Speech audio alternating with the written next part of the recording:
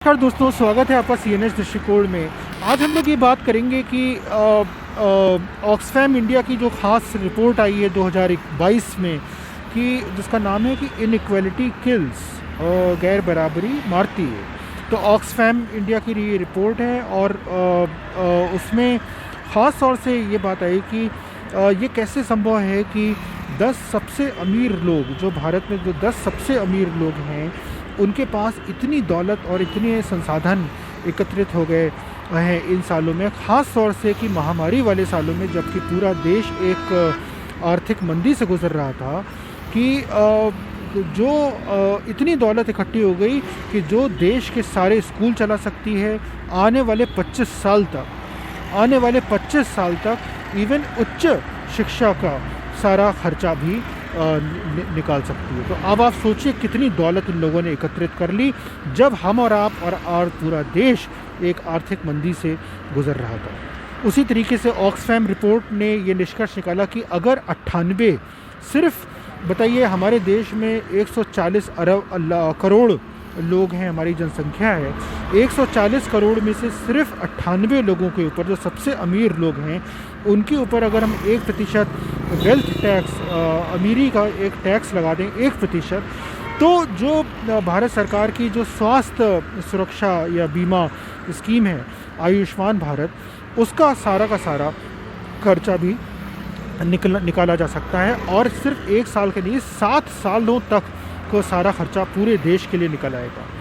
उसी तरीके से तो अब तो ये देख के लगता है कि हम लोग को लगता है कि हम लोग का ये सारा सिस्टम, आर्थिक व्यवस्था ये गड़बड़ है, लेकिन अब तो लगता है जैसे ये पूर्व नियोजित ढंग से गड़बड़ करी गई है कि अधिकांश लोग, हम और आप जनता परेशान रहे, लेकिन ये अमीर लोग और अमीर होते चले जाए। तो महामारी में जब पूरा देश विश्व स्तर पे आर्थिक मंदी हो रही थी, तो अमीर लोग और अधिक अमीर होते चले जा रहे थे। और ये इस रिपोर्ट से भी ये बात साफ जाहिर है कि ऐसा हुआ है। और जो अमीर लोग हैं उनकी थोड़ी सी संख्या में वृद्धि भी होगी। तो नंबर ऑफ बिलियनियर, जो करोड़पति लोग हैं, अरबपति लोग हैं, उनकी संख्या में भी वृद्धि हो गई।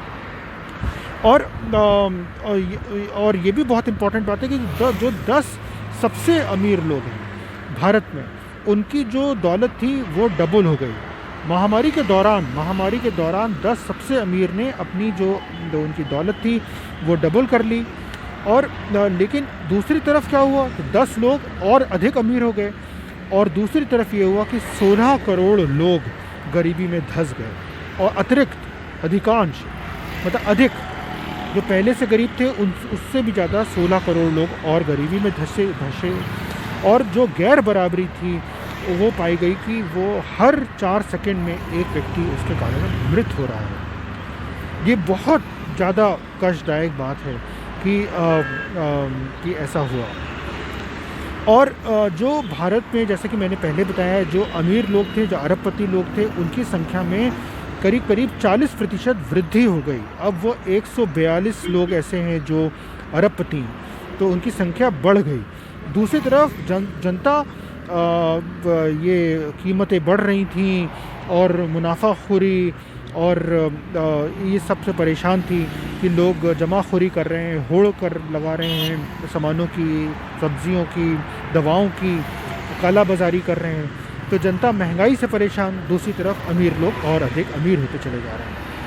तो और अब बताइए सबसे बड़ी बात क्या है। भारत सरकार तो कटोरा लेके गई कि एशियन डेवलपमेंट बैंक और चाइना का एशिया इंफ्रास्ट्रक्चर इन्वेस्टमेंट बैंक शायद कहते हैं उसको, इन बैंकों से लोन लेने के लिए गई कि वो 60-70 करोड़ वैक्सीन की खुराक का पैसा दे दें। तो लेकिन सच्चाई ये है कि अगर सिर्फ 1% अमीरों के ऊपर टैक्स लगाया होता, अमीरी टैक्स, तो पूरे के पूरे टीकाकरण कार्यक्रम का 50,000 करोड़ रुपया निकल आता। तो आपको बाहर जाने की ज़रूरत ही नहीं थी, आपको सिर्फ अमीरों पे टैक्स लगाना था। लेकिन सरकार ने क्या किया, सरकार ने उद्योगों का टैक्स कम कर दिया और जनता का इनकम टैक्स बढ़ा दिया। तो ये पहली बार हुआ कि इनकम टैक्स ज़्यादा हो गया, जो कुल धन निकल के आया, और कॉरपोरेट टैक्स कम हो गया। और होना क्या चाहिए था, होना इसका उल्टा चाहिए था कि इनकम टैक्स में कोई रिलीफ हो, कि आम जनता जो टैक्स देती है उसको थोड़ी रिलीफ हो, और इस आर्थिक मंदी के दौर में, और जो अमीर लोग हैं उन पर टैक्स बढ़ाया जाए, ना कि कम किया जाए।